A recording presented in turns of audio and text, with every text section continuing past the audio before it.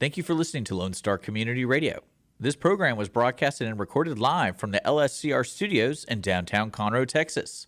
Lone Star Community Radio is supported by listeners like you. Donate and sponsor today. For more information on getting involved with Lone Star Community Radio, contact us at lscrstudios@gmail.com or visit us online at www.irlonestar.com.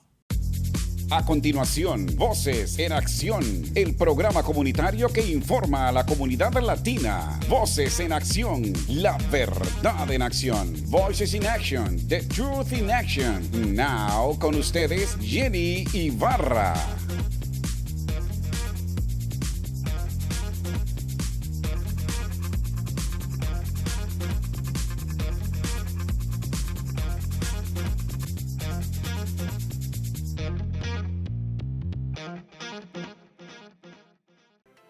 Buenos días, buenas tardes, buenas noches, donde quiera que usted esté, bendiciones. Nuevamente, Jenny Rosales trayéndole la información adecuada y la que usted necesita para poder tomar sus decisiones en su diario vivir y poderse ayudar si usted vive en el área de Montgomery County, en Conroe, en Texas, en cualquier lado de los Estados Unidos o en el mundo, porque a veces traigo información mundial.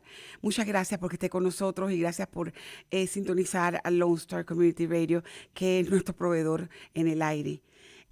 Hoy quiero darles las gracias a todas las personas específicamente, pero voy a comenzar con nuestro sponsor, First Financial Bank. Nuestro sponsor, ellos son nuestros patrocinadores, están desde 1900 trabajando con la comunidad y nos traen toda clase de servicios, no solamente de ahorro, cuentas de ahorros o cuentas de plazo fijo o cualquier tipo de necesidad económica financiera que usted necesita, usted puede adquirir, pero también le ayudan personalmente a su sueño, a completar su sueño, que es conseguir su casa. Tenga o no usted tenga un seguro social mediante el programa de ITN que tienen ellos, o ITNN, ese programa, con ellos usted puede aplicar hasta $400,000 en préstamos para una casa, a que su sueño con ellos de conseguir una casa en los Estados Unidos, su sueño americano, está al alcance de First Financial Bank. Usted contáctese con la señora Susie Woods al 936-439-1800. 936-439-1800. Ella habla con usted en español, en su idioma, y ella le ayuda a preparar todo su papeleo y tiene mucha gente que les voy a explicar paso por paso, detalladamente, de cómo puede usted conseguir su casa. Thank you for being with us. Voces en Acción again, bothering you. Thank you for being there. But we're here to, like every single of my segment, I said, we're here to help you get the right information, the truth information, to make sure that you're informed and that you're able to make the wise decisions daily. My name is Jenny Rosales, and I'm your host. And today we're going to have a lot of information to learn from and the things that you guys need to know to update this situation that is going on in Montgomery with the mental health issues. But I'm going to start first saying thank you to our sponsor, First Financial Bank.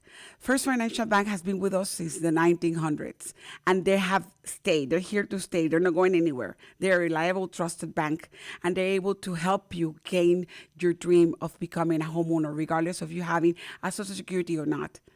You need just to contact them. They always help you with loans of cars, student loans, opening bank accounts, checking or savings, or even with your financial planning. And it's so great to have them. You can contact them at 936-439-1800. Again, 936-439-1800. They are at your services. If you want to talk to somebody in regards to getting a house, talk to Miss Susie Woods. She's the Vice President of Lending, and she's one of them. And she's able to help you guide through the whole process, and that you will be satisfied and your house dream will become true. Thank you again, First Financial Bank, for sponsoring Voces en Acción and to be with us as a good leader. Today, I am so happy. I have the honor of having with us the Executive Director of Tri-County Behavioral Health System. His name is Mr. Evan Roberson, and he's here to help us understand what's going on, how can we get assistance, and how can we let others be assisted, because sometimes they don't want to be assisted, they need to be assisted by force. We're having a lot of issues with our community and the mental health area. And in the last 2 years after the pandemic, the mental health issue has grown up to a 400%, and our rates of suicidal, rates of overdose, rates of all this type of rates of illnesses have come because we are either at the same time of being in closure for so long, we have not being able to pay close attention to helping those in need, not because we don't want to, but because some of them, they don't even know that they are able to gather them or get the information. So, Mr. Roberson, thank you. Mr. Roberson, thank you so much, and I'm sorry for being with us today, taking your time and explaining us what's going on. Thanks the Lord, I was able to sit down in one of your talks, and I was like, phew, I need to bring this up, and so I came to you. But if you can guide us, thank you so much. Well, thank you for having me. I appreciate being here today. Sir, as I was listening and reading and seeing your stuff in the website, all the services that you provide, it is amazing how can you still go to sleep on time and wake up on time, because I can figure it out. You're overworked and overloaded of work. Am I right? There's plenty of work these days, that's for sure. Yes, exactly. ma'am. I was seeing your job sites, th're hiring, so you guys can go ahead. That's There's true. a bunch of work that is able to be done with this, with Tri-County. And I'm going to start for basics so my community will know what is Tri-County Health, behavioral health system. And, I know you guys were founded in 1983, and it is Tri-County because it serves 3 counties. Am I right? That's right. Can you tell me what are the counties? So we serve Montgomery County, of course, and then Walker County to the north, and Liberty County, which runs to the east of Walker and Montgomery County. Okay, so you guys work in 3 different counties. How many centers do you guys have? So we have 5 outpatient clinics in those 3, and then we have 1 crisis facility. We do crisis services all over the service area, but we have 1 building you can go to in the 3 county. Yeah. Perfect. Estamos hablando hoy día con el señor, él es presidente ejecutivo de Tri-County Behavioral Healthcare. Ellos se especializan en ayudarnos con los problemas mentales que tienen nuestras familiares o tenemos nosotros mismos. Ellos nos asisten no solamente con proveernos las terapias, sino darnos asistencia médica y, si hay crisis, también darnos hospitalización. El señor Evan está aquí para podernos guiar un poco más en el tiempo de que hemos estado desde la pandemia en adelante. Ha crecido la tasa de mortalidad a raíz de suicidios, a raíz de violencia doméstica, a raíz de todos los problemas psicológicos que tienen. Y esto ha empeorado la situación en muchas áreas en nuestros condados. Se llama Tri-County porque sí, sirven a 3 condados: Montgomery County, al norte de Walker County y el área de Liberty. Tienen 5 centros de pacientes que usted puede llevarlos y pueden ser vistos con doctores especializados para todo tipo de problema. Repito, todo tipo de problema. Y ahorita vamos a hablar con él acerca de eso porque voy a sacar el website para que lo vean. Y tienen un hospital de crisis. Significa que si hay una persona con crisis mayor, ellos pueden admitir mediante una ley que vamos a hablar, más hablado acerca de eso, a ver si lo hacen ellos. Y ellos pueden admitir a la paciente y tenerlo y ayudarlo. Sir, I'm letting them know basically the whole thing that we talk, and on top of that, the outpatient part of it, and basically I'm so sorry. Basically, too, in regards to and I'm sorry, I don't know how to turn this off. My phone went off, guys. Sorry about that.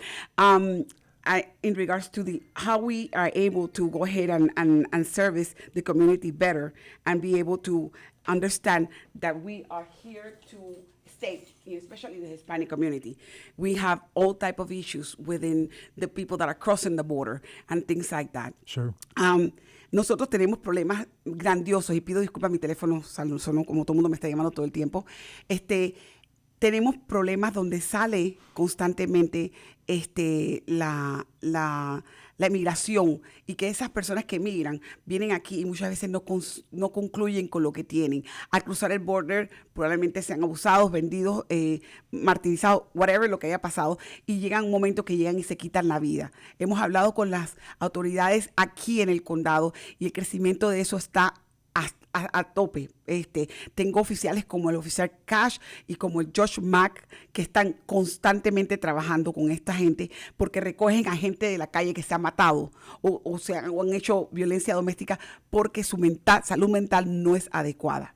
Sir, our ratings in the Montgomery County area have grown up on suicidal, on domestic violence because of all the things that are going around, and that's basically, and then the fentanyl crisis as well. The overdose and drug abuse of our children and young adults because of this thing.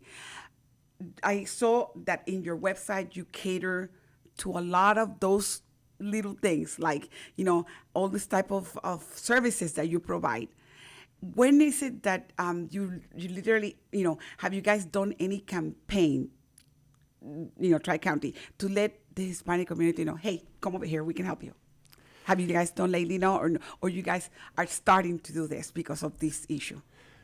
So we've made serving folks who speak Spanish a priority over several years now, at least 10. 10 years, okay. Perfect. And a campaign is interesting. We could probably do better job of advertising, or we don't really do a lot of advertising because so many people find us now just easy, right? That it's difficult to keep up with the folks who find us through the front door.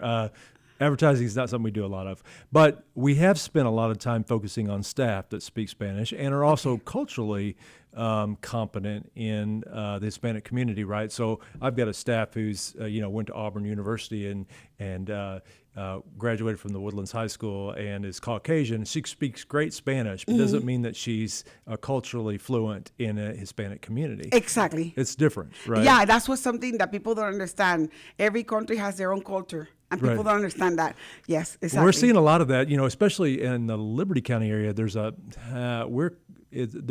area over there that's almost Colonia type area in Central Liberty County, and most of those folks are from Central and South America. Exactly. They're not from the Mexican community, which we feel like we understand that culture, somewhat well. But certainly when we start talking about other cultures, it becomes more complex. Yes. So as part of the ability to serve folks who speak Spanish is prescribing. We do a lot of medication prescription. Exactly. So we now have 3 bilingual prescribers, and we're about to hire our 4th, I think. So we're talking about psychiatric doctors. 2 psychiatrists and advanced practicing registered nurse, so what's called a mid-level prescriber. Mid-level prescriber. And then PA or whatever assistance. Okay, yeah, she's an APRN, but yes, APRN. right. Okay. Yeah, and then we are working right now on inking. I haven't got it down yet. A 3rd psychiatrist who speaks Spanish. A 3rd psychiatrist. Okay. So perfect. of those 3 psychologists, 2 are from South America and one's from Puerto Rico. So, we got some different cultures. Cultures, exactly. And the APRN is Mexican American. Mexican-American. So we have different cultures there, which is important as we try to reach out to the community. Thank you so much for catering like that, because people don't understand that regardless of me speaking in Spanish, not everybody understands. And sometimes I'm using language that are not catered to me in Panama, but Mexican people will understand and people in Central America will understand because of their language that are literally from that area. And people don't understand that there's different backgrounds, different cultures, different politicians, different governments, different way of dealing. And then until they come to you with a crisis of mental, then it's when you're starting to understand, oh, wait, she's saying this, but this is what it means, because you really don't understand until you face the problem or you're there with the physician or the person that is assisting you. And that, in the bottom of my heart, thank you so much, because it makes easier for a lot of us.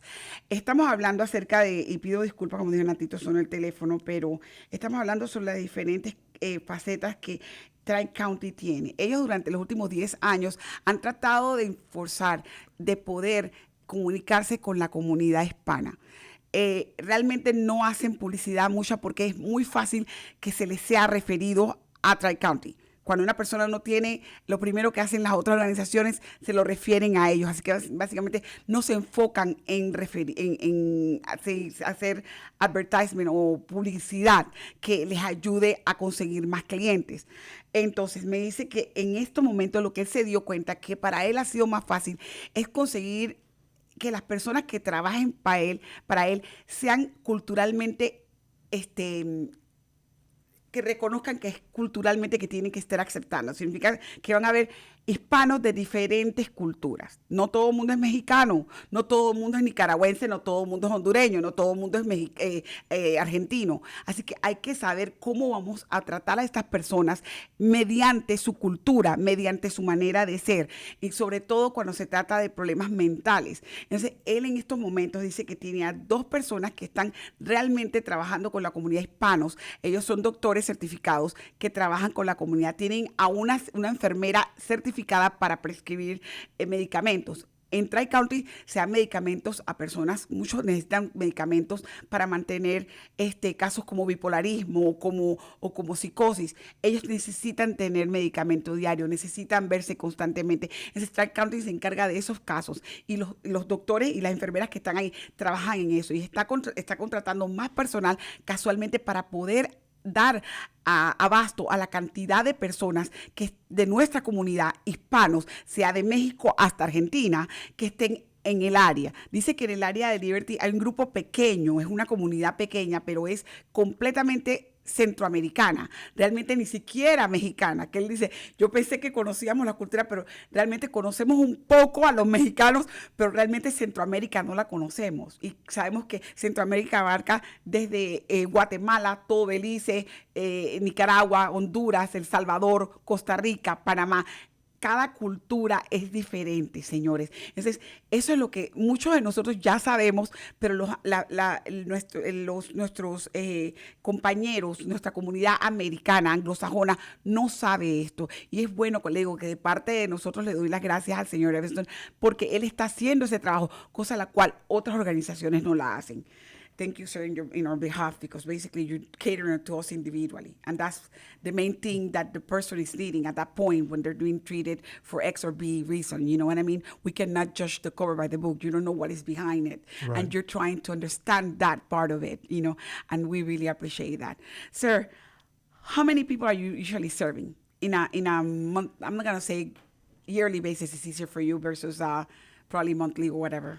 So we have folks that we serve on a continuous basis in outpatient services, and at any time you have about 4,000 adults in services, about 1,500 kids in services, and about 1,200 persons with intellectual disabilities, what we used to call mental retardation. At any given time, we probably have about 100 people in outpatient substance abuse treatment. Okay, those are outpatient constantly being served. Right. Okay. And we also have a lot of folks we serve in crisis, and sometimes that's the only place we see them. Right. They're brought in by a constable or someone because they're having a suicidal moment. Exactly. So they have to do the Baker Act and put them in. We see some of those folks there for sometimes they're released, sometimes we put them in a psychiatric hospital, but they don't always connect back up with us. So last year, total about 17,000 people across our 3 counties were served.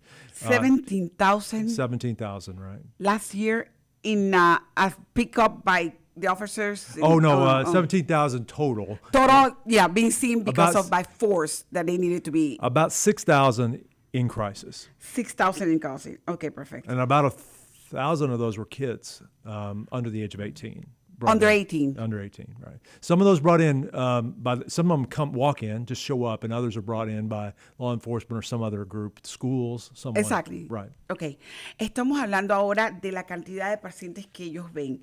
Como les dije anteriormente, ellos tienen 5 centros que son outpatient, o sea que básicamente usted puede ir, se trata y se regresa para su casa. Pero también tienen un centro de crisis mayor, que es un hospital grande, donde ellos ven a las personas. Dice que el año pasado calcula que alrededor de 4,000 personas fueron vistas continuamente, repetitivas. Son personas que vienen constantemente a tratamiento.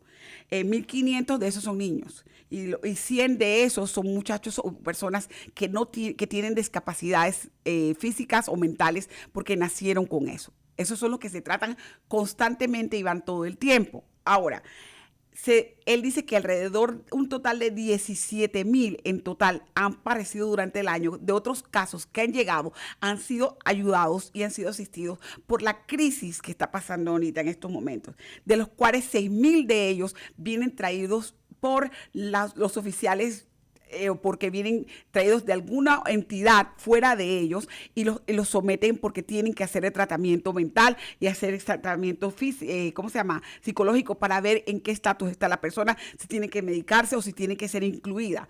Hay muchos que son de ellos, 1,000 de ellos son niños menores de 18 años, los cuales están siendo traídos por nuestros patrones, en nuestras escuelas o por los patrulleros de la calle, los policías o por una persona que los tengan que llevar al centro, o muchos de ellos caminan también, entran al centro y dicen, necesito que me ayuden. Entonces, esto es muy grande para el área de Montgomery. For Montgomery, it's a big number. Yeah, that's a It big is. number. Yeah. And can you imagine those are the ones that are reported? What about the ones that we don't even know? Oh, there's so many, and so much of what is mental health is not treated. It's left, a gift, if you will, kind of a gift we didn't want from the pandemic, though, is that more people are talking about mental health now. There was a recognition during the pandemic that, you know what, maybe we're all struggling a little bit. Maybe we're not that far from having problems of our own. Before the pandemic was when we saw Robin Williams kill himself, and Right. that was the happiest man in the world, Right. and he had an issue, mental Right. issue. Right. So Right. at this point, we started waking up, but then the pandemic came along, and we're like, hello. And the hotlines were calls and calls of people on domestic violence because they couldn't take it being on the same room or in the same area right. for so long, That's locked out. You know what I mean? Probably Montgomery County was not that bad on the lockdown for 2 weeks, but the people in Houston, the people in other areas, in Liberty County, in other areas, it was more of a lockdown for That's right. months, That's right. and not going to school. Right. The kids not going to school. And the parents tolerating the kids going crazy in the house. Right. And we couldn't even go to work. It was a lot of issues, sir. Yeah, and we started to recognize that mental illness is maybe not where we function every day. Like we don't necessarily are suffering from mental health problems every day, but it wouldn't take a lot of additional pressure to get us to that point where it was something we were suffering from. And in the pandemic, we saw a lot of people realize, I need help, and a lot of people sought that help. It's a little bit of a gift because now at least we're willing to have a conversation with each other about how sir. I'm feeling. Exactly. If you don't accept you have a problem, you never seek help. And then my community is very reluctant. Yes. Because they keep, especially men, I am not crazy. I don't need to see no psychiatric help. I don't need to, even if we could, can we go to counseling? No, that's for people that are crazy. They don't even believe of seeing a psychologist. Right. Nevertheless, seeing a psychiatric help because Right. they're thinking that, they're okay. Right. And literally until they are really in the bottom, that's when they figure it out that they need help. That's true. And, recognition is a first step towards seeking help. There are things that they may be able to do to manage stress on their own without having to seek help. Of course, we want them to seek help if they need it. That's what we're here to do. But just the recognition first step. I'm not going to do anything about a problem I don't know I have. If I think I'm skinny, I'm not going to try to lose weight. But if I recognize that I need to lose weight, then I might do something about it, right? Exactly. And so what we saw in the pandemic is a lot of people began to recognize, hey, you know what? I'm not as okay as I thought I was. Okay. And everybody else around me is seeking care. It's okay for me to do that. Exactly. It doesn't mean there's something broken in me. It just means I got to get a little tune-up, right? And sometimes that tune-up is a lot of love and care. Right. Sometimes it's just the basic of, I don't love myself enough and I'm not accepting that others will love me because of that barrier that we have. Estoy hablando con el señor Benson referente a el problema grande que hay es que ahora podemos hablar sobre esto. Después de la pandemia nos comenzamos a dar cuenta de que hay un problema mental, and I'm going to have to say this, it's not a problem only in Montgomery. It's a worldwide issue. It is for sure, everywhere. This is the real pandemic, and I That's keep right. saying it all the time, and I'm going to say it to every single one that is listening to me. We have a worldwide mental issue, and that is the pandemic. It's not COVID. Forget about COVID. Forget about any single other sickness. The mental health issue that worldwide we're having right now is what is causing what we have. ¿Ok? Y lo voy a repetir, como le acabo de decir en inglés. Básicamente, el problema que tenemos nosotros de la pandemia no es una pandemia, sino es un problema de pandemia mental. Todo en el mundo, todo el mundo en cada país está pasando por lo mismo. Estamos emergidos en una pandemia mental. donde el ser humano no se conoce, no sabe cómo comportarse, no sabe cómo actuar, está violento, está agresivo, está en su yo, en yo puedo, yo quiero, en vez de comenzar a pensar que hay que servir, que hay que ayudar. Entonces Tri-County viene, agarra, ayuda y sirve. ¿Cómo lo hace? Lo principal, como dice el señor Roberson, es reconocer que tienes un problema. Cuando tú reconoces que tienes un problema, automáticamente tú buscas la solución. Si yo tengo un problema de comida y yo quiero rebajar, yo tengo que parar de comer. Pero hasta que yo no me dé cuenta que tengo el problema, yo no voy a parar de comer. Eso pasa con la psicología, con cualquier tipo de problema psicológico. Usted reconoce que tiene un problema de bulimia, de que cuando usted come va al baño y comienza a vomitar. Automáticamente uno de sus hijos lo está haciendo. Usted tiene que ver eso. Eso es un problema psicológico. Eso tiene que reconocerlo a la persona. Cuando la persona se le dice, eso no se puede hacer porque te puedes hacer daño, automáticamente tiene que ir a asistencia médica. No porque está loco, no porque usted está loco. Y muchos de nosotros tenemos esa barrera como hispanos. Yo no voy a un psicólogo o yo no voy a un psiquiatra porque yo no estoy loco. Quiero que sepan una cosa. Todos tenemos un tornillo suelto en algún punto. Todos tenemos, I keep telling them, all of us, we have a loose screw in some point. Porque lo tenemos y no nos damos cuenta. Tenemos que analizar que somos seres humanos con faltas, con problemas, y que muchas veces los problemas nos llenan la cabeza y nos hacen overwhelmed, nos llenan tanto hasta decir que no podemos pensar más. Los problemas de salud, los problemas económicos, los problemas de trabajo, los problemas de la familia, todo eso se empeña en uno y automáticamente muchos seres humanos de la mente no pueden aguantar tanto problema y el estrés hace que ellos reaccionen violentamente, maten a una persona, hagan algo que no deben de hacer. ¿Cómo puedes reconocer? Ahora vamos a hablar sobre la parte de reconocer cómo podemos arreglar este problema. So I'm telling them basically we all have that issue and it's due to sometimes the overwhelm on our lives. The work issues, the money issues, the household, taking care of our family members or not having families, being in the middle of the street, trying to find out if you're going to find another job because you lost your job during the pandemic. You lost everything during the pandemic or before, after. You know what I mean? Yeah.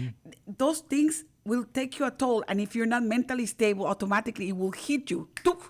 And that's what we see. Rates of crimes, of violence, domestic violence, or people just going in and I don't like you anymore and I'm going to shoot you. You know what I mean? Like the school systems that are going right now through all this shooting, people that are just mentally completely gone and they believe that we're something and I believe whatever I am and then automatically I'm against this person and I'm just going to go boom and kill 4 or 5 people. That's what's happening right now. Now, the question is this one. How can we recognize that somebody, like for example, and I'm saying generally, I know that you are not an expert because you're probably more in the administration part of it. That's true, yeah. But you're able to hear your doctor say the best way of recognizing somebody that person is needing treatment right away is there's like signs. It's the same thing like the signs of domestic violence. Right. Are you able to, what would you say in regards to that? And I'm not going to ask you your opinion as a, because you don't have it, but what you have listened, you have learned through your training, because I know you have done training. So I think it's important for each individual, for each human being to know themselves, to recognize and think through who they are as a human being, and to know when their signs of stress are showing. So if people will take the time to look inside, to think about what it is that their stressor is and when it is that they're not functioning well, maybe that's when they hit the refrigerator at 3 a.m. That might be me, but maybe it's some sort of behavioral indicator oftentimes is present when somebody is not doing well. And if they would learn to understand themselves, they would know that this thing means, like if Evan starts ordering a bunch of Amazon boxes, then Evan needs a nap. That's what that means for me, right? I know that that's one of these things I do when my brain is just checked out. I think the same thing is true with the individuals that you're in contact with. Okay. There are signs, there are behaviors, there are things that you can see that they're not doing well. The challenge is, of course, mental health care is, unless somebody reaches a point of being a danger to themselves or somebody else, it's voluntary. Exactly. Right? So a person has to be willing to seek care. So it's not just about them. So oftentimes this is where mom, dad, family members, kids can say, hey, something's not right here. We see this, you're back in the refrigerator again. It's 3 a.m. again. Something must be wrong. Let's try to talk about that. So those behavioral symptoms that we'll really learn ourselves, we can begin to recognize our own symptoms of stress, our own symptoms of anxiety, our own symptoms. Never mind the things that are automatic. Like if I start thinking about taking my life at any point, that's record, right? just right now, stop. You're not well. Exactly. You don't even have to ask, am I okay? Am I not okay? No, you need to get up and you need to go get some help. Exactly. And the same thing if you're having violent thoughts about others. There's no scenario where that's okay. So immediately when you reach that point, you know it's time to go get help. Exactly. As soon as you start having those really dark thoughts, an individual needs to know. And we talk a lot about in community about thinking through that when you're in a good place. Recognizing that when you're okay, that if I ever reach this point, if I ever start thinking about taking my own life, for example, I'm no longer in a good place. I don't need to try to rationalize my way out of it. Oh, that was some sort of thought I shouldn't have had. I need to go seek help immediately. Exactly. Because, it's a it's sign. Progressive. Exactly. It will progress. Same thing for, we don't see near as much people who want to hurt others. But if you're having those thoughts, they're not rational thoughts. They're not good thoughts. Even if somebody else did something bad to you or whatever, it's the response should never be violence. That's not the answer. Action, exactly. So introspective, knowing yourself, and then having other people, talk to you and watch you, and some people that you trust to listen to, like mom, right? Especially, we'll go about the kids in a minute. Let me just go ahead and give this information. Yeah. Él dice que le pregunté que cómo podríamos nosotros reconocer cuando hay un problema psicológico en alguna persona o lo tenemos nosotros. Dice que lo principal, y él no es experto, él es administrador, pero él ha tomado tantos cursos, y ahorita vamos a hablar con él acerca de lo que él ha aprendido, porque él ha aprendido mucho. Él claramente dice, primero es conocerte tú mismo, conocer quién eres tú, conócete tú mismo y evalúate tú mismo. Y saber si esto estás en riesgo. ¿Por qué? Porque si tú no te conoces bien, tú no sabes cómo tú eres. Y tú no puedes analizar qué es lo que estás haciendo mal o qué es lo que no estás haciendo apropiadamente. Cuando tú tienes pensamientos negros de que, ya yo no quiero vivir más, automáticamente ahí no hay que ni siquiera discutirlo. Automáticamente usted tiene un problema, usted tiene que buscar asistencia psicológica porque nadie puede pensar que quitarse la vida sea bueno. Uno.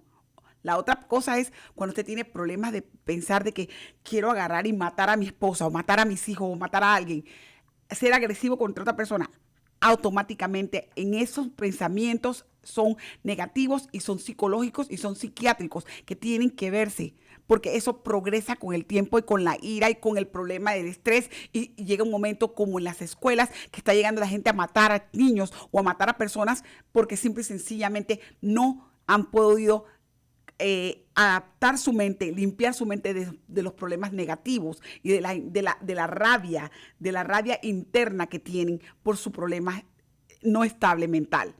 Ok, él dice que es lo principal que tenemos que hacer.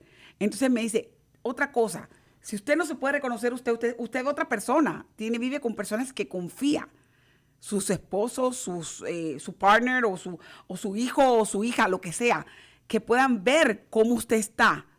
Automáticamente ellos le van a decir a usted cómo usted está. Pero acaba de decir, sobre todo nuestras madres. Ahora vamos a hablar sobre los jóvenes, los niños. Ellos sí tienen un red code. Usted puede ver claramente cómo están esos niños mentalmente afectados. Y voy a preguntarle al señor Evanson. Señor, Mr. Evans, going back to mom. Yeah. And that question. Right. Moms, we're the ones that figure it out that our kids are not doing well. That's right. And I have to say this because I personally lived this in my life with my middle child. My middle child was in drugs, and I found it, and it took me from the age of 12 all the way to 18 for him to just... And I went through treatment, psychological, he tried to kill himself, all the stuff. I went through the whole shebangs. Right. So I know, and it was hard. It's hard. We're able to recognize this, and we're able to know what is best for our kids. Right. When they're under 18, we're able to control them. When they're after 18, that's the issue that we have. Right. And can you let us know what are the little signs that you can see, especially in our community with kids that are going to your centers that they are mentally unstable because of bullying, because of drugs, because of so many things? Well, so many of the folks who speak Spanish, at least, that are coming in to see us, they are struggling with acculturation. They're the kids Getting accustomed to the new culture. Yes, trying to figure out how to connect with this culture, whatever it is, the Texas culture. I don't know. You could define the culture however you want to, but trying to make that connection into the Anglo culture, Exactly. and yet stay connected to the culture That they're born from. And there's a disconnect there. Those cultures by definition don't line up, Exactly. right? And so there's a certain extent to where that's pretty normal for kids to struggle with that. That's pretty typical for them to struggle with that. But some of the kids don't make that transition very well. Some of them will reject the home culture and will stop listening to mom, stop doing those things, and some of them will reject the culture they're trying to fit into, and then they start running into all kinds of problems in that culture, trying to make connections and trying to function, if you would. For moms, I think it's, there's key things that you have to watch out for. First of all, the kids, oftentimes the kids that we see that are brand new citizens, so not born here, they've been through a lot of trauma to get here.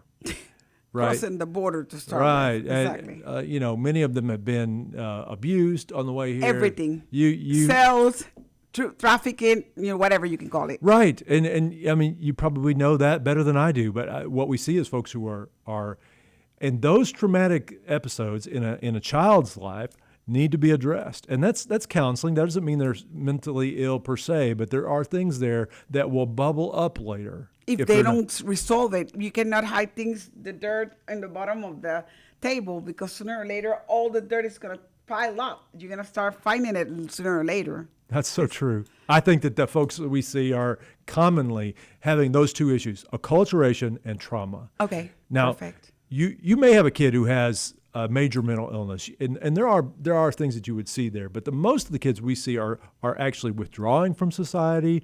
They're getting angry a lot. They may be getting yelling and screaming, getting unbalanced with their siblings or the people they live with. There's those behavioral cues that a mom will know. This is not normal, right? Yeah. Being alone all the time, not being social like they used to, sleeping over the time that they were not supposed to, falling in their grades. Right. That's our culture. Automatically, you'll see it. If they were making straight A's and out of the blue they start making D's, something is wrong. Those behavioral cues are what a parent needs to have. And then some of the kids are going to open up to you. Some of the kids are going to get actually, the kids that scare me the most are the kids who won't open up. Yes, those are the scary ones. They ball it up, and when they burst up, they do things like Uvalde. Exactly. That's right. What is happening right now. Because sometimes they just burst forward. You're right. Mm-hmm. Sometimes they actually internalize to the point where they don't actually they just kind of collapse in on themselves, and they just become so depressed and down, and actually might try to hurt themselves because they're so withdrawn. Sir, and I heard that in males is higher than in females. For suicidal. Yeah. Is that true? So females actually make more attempts. Males more successful. Wow, that's very. So they make less attempts, but they're more likely to actually die as kids. And interestingly, kids who are interracial, kids who are from a different culture, because they have all that dissonance, all that struggle with society, they end up having the worst statistics. And the only group that's really that does worse than some of those groups that are just have a hard time fitting into culture. Well, and it's really the same issue, but our LGBTQ population typically has the highest suicide rates. Yeah, because they're not accepted. Because they're not accepted at home, they're not accepted at school. They're not accepted anywhere. Exactly. Exactly. Okay, so that acceptance, that being able to fit in, really matters. So. There are major mental illnesses. There are chemical imbalances. There are genetic inherited things. All those things are true and exist, but it's not the majority of what we see. What we see are these kids who have been, I always say they've been through it. They've been through a lot of stuff, and they haven't learned how to cope with it. Okay. And they show up with us. Estamos hablando acerca de los niños, sobre todo la población de jóvenes es crucialmente lo que está pasando, es grave lo que está pasando.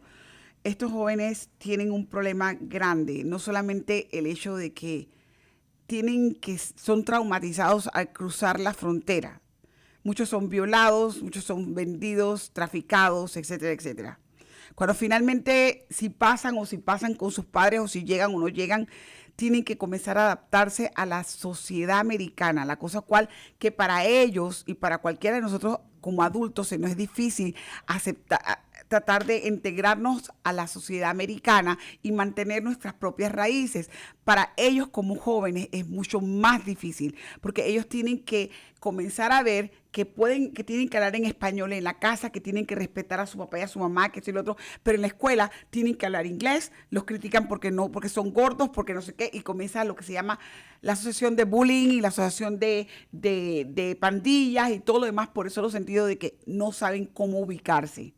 Estos jóvenes tienen muchos problemas, la tendencia en realmente matarse, porque es lo que usualmente pasa entre las edades de 14 a 17 años. Si usted no lo ve, crea lo que pasa.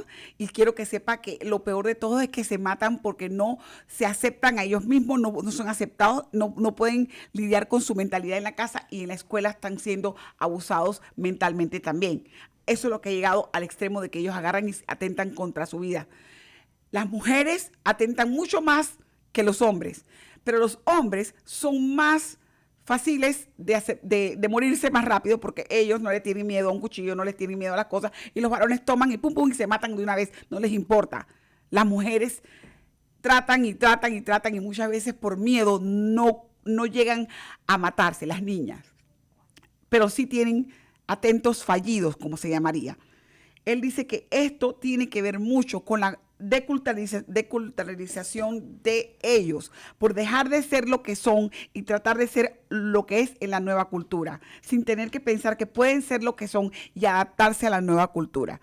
Todos tenemos ese problema. Cuando queremos cruzar nuestra barrera y adaptarnos a otra cultura y tratar de entender la que vivimos. Y para nosotros como adultos es difícil, para un joven más. Él dice que es mucho más duro ver los suicidios y los problemas psicológicos en los jóvenes.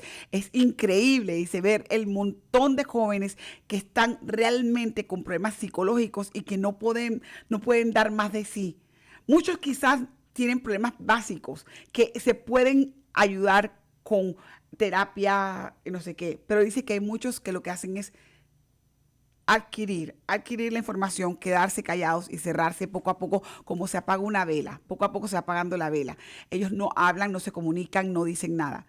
Como madres de familia, y lo dice claramente, nosotros tenemos que pelar el ojo, como digo, siempre lo he dicho, pelen el ojo, miren a sus niños si tienen algún problema. ¿Cómo lo podemos identificar? Notas bajas, andan muy callados, no se comunican, pasan horas y horas en el internet o en el teléfono. Todos esos clues les da a usted permiso a averiguar qué es lo que está haciendo el niño y por qué lo está haciendo. Vamos a tomar un break ahorita y ya volveremos con el señor Roberson para continuar la plática sobre lo que Tri-County tiene y vamos a hablar sobre el website para que ustedes puedan adquirir la información. We're going to take a break and we're going to come back and talk with Mr. Evans in regards to what's going on and how can we get the assistance, how can we get online, and how can we report anything that we need to report. Thank you.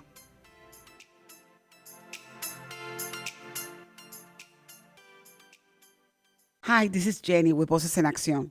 Let me talk to you guys about one of our sponsors, First Financial Bank. First Financial Bank can help your dream of becoming a homeowner true. The new affordable mortgage program at First Financial Bank can be a great option for those seeking to achieve this dream for themselves and their families. They are here to help you. For more information, call First Financial Bank at 936-439-1800 and discover how First Financial Bank can help you today. That is 936-439-1800. The American dream is at reach at First Financial Bank. Equal Housing Lender, member FDIC. Hola, les habla Jenny de Voces en Acción y voy a hablar sobre un patrocinador de nosotros, First Financial Bank. First Financial Bank puede ayudar a cualquiera a hacer realidad un sueño de convertirse en propietarios de una casa. El nuevo programa de hipotecas asequibles de First Financial Bank puede ser una gran opción para quienes buscan alcanzar este sueño para ellos y sus familias. Ellos están aquí para ayudarle. Para obtener más información, llame al 936-439-1800 y descubra cómo First Financial Bank puede ayudarle hoy mismo.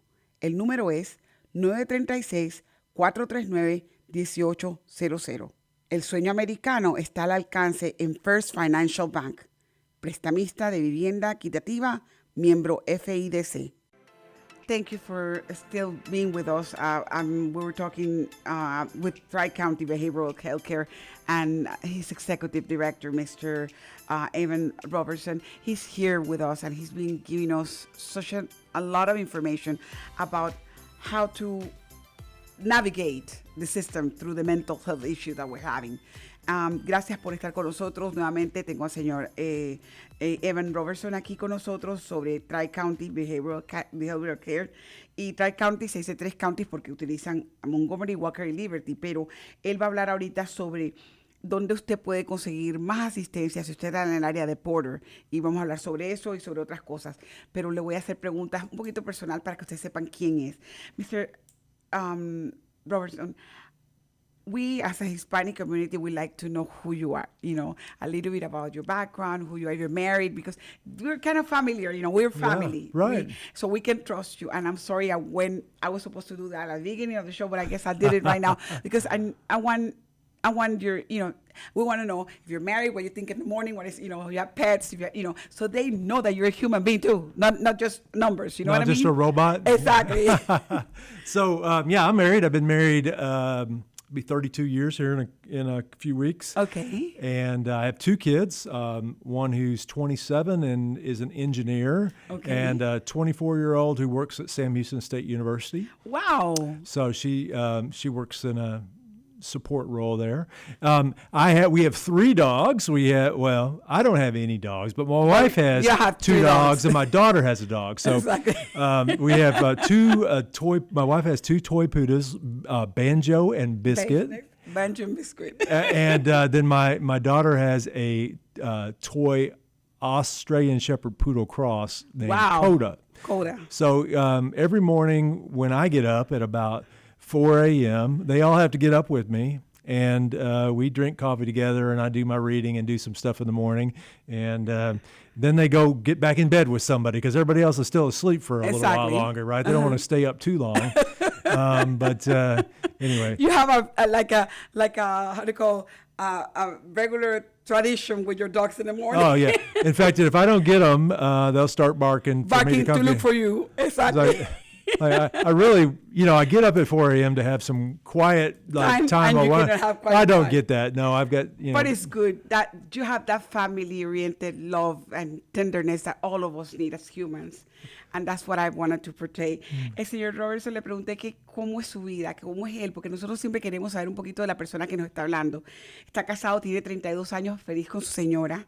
Y tiene dos hijos, uno de 27 y una de 24, y la de 24 trabaja en la Universidad de Sam Houston State y vive en casa, tiene su esposa, dice Noel, su esposa tiene 3 perros, porque uno es de la hija, se llama Coda, y los otros 2, Banjo and Biscuit, son de la esposa.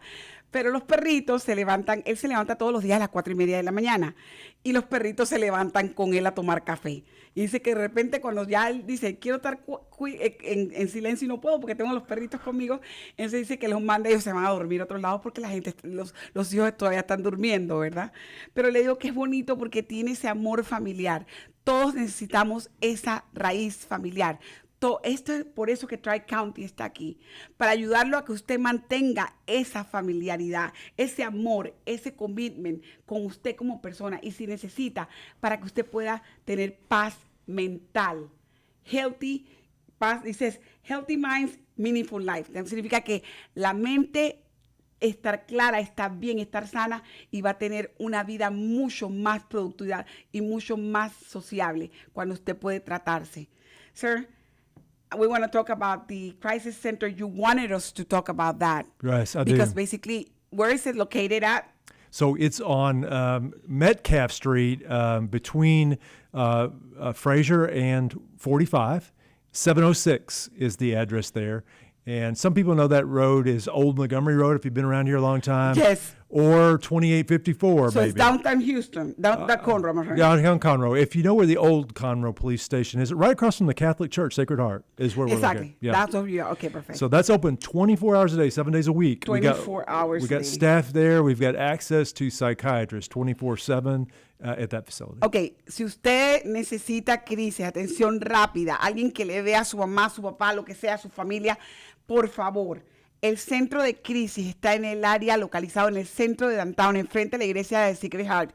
Allí está. Usted nada más tiene que caminar ese centro y entrar con la persona y le aceptan. Están abiertos las 24 horas, 7 días a la semana, 365 días al año. No cierran. Significa que están constantemente rotando especialistas, rotando médicos, rotando gente y ayudándolo a usted para poder. Repito, está en la 706 entre la Metcalf y la Fraser, en el área de downtown. Usted puede localizarlos allí.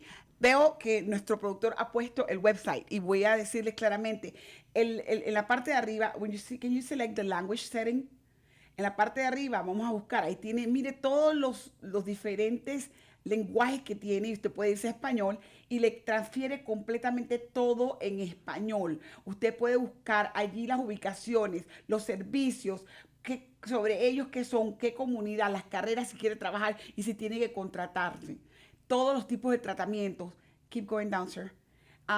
Right there, en la salud, servicios de crisis, puede verlo ahí mismito, salud mental infantil, tratamiento, trastorno de sustancias, cuando alguien está en drogas, ellos se especializan para eso. Veteranos, veteranos están siendo servidos. Si necesitan, tienen PSTD, por favor, vayan y busquen la situación. Ustedes sirvieron en nuestro país. Ustedes tienen derecho de ser asistidos. I'm letting them know, if they're veterans, they can go and ask. They're served for a country. They have the right to be tended. They have the right to solve their solution in their mind.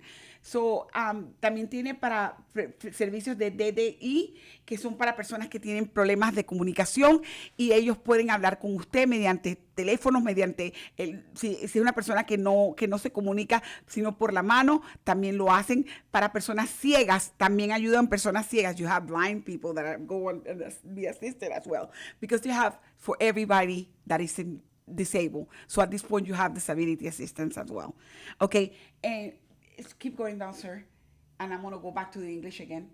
Okay, se llama Tri-County, como digo, están trabajando en 3 condados. Walker, el norte, Montgomery, el área de Cleveland, Liberty, Porter, y todas esas áreas están cubiertas por Tri-County. Tienen diferentes, los servicios de rutina, puede llamar allí al 1-800-550-8408.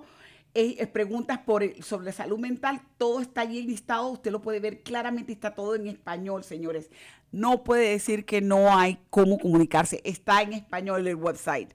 Okay, sir, go ahead and put it in English, please. For our friends, for our other community, you guys are able to just go into their website as I think it's www.tcbhc.org.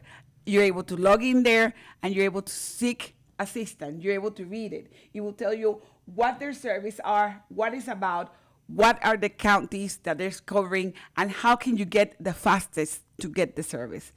Thank you, sir. Is there anything else that you have for the community that we'll need to address before we close so we all are in the same boat? Yeah, let's take a real quick look at the website, if you would. And if you go to the services tab, which is the third over at the top, okay, and it'll drop down a bunch of services. Why don't you select kids services, which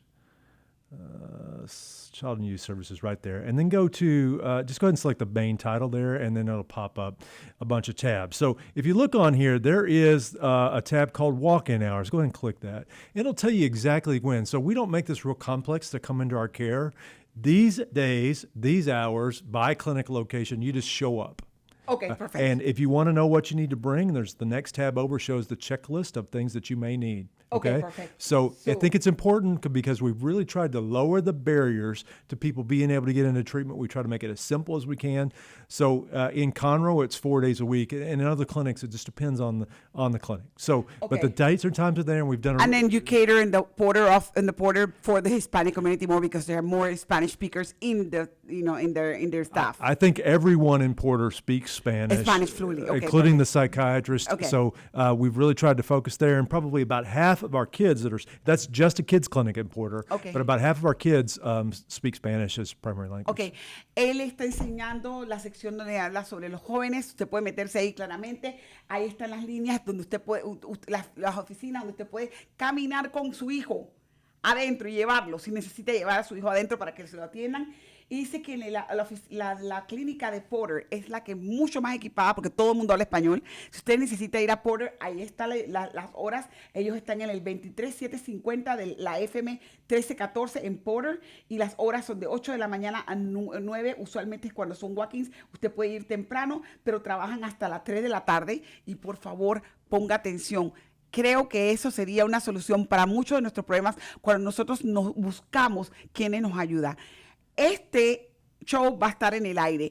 En mi sistema está todo el link, la información del señor Evans y todos los contactos de Tri-County. Va a estar ahí permanente, este show va a estar ahí permanente. Usted puede verlo, entrar cuando usted quiera y sacar la información.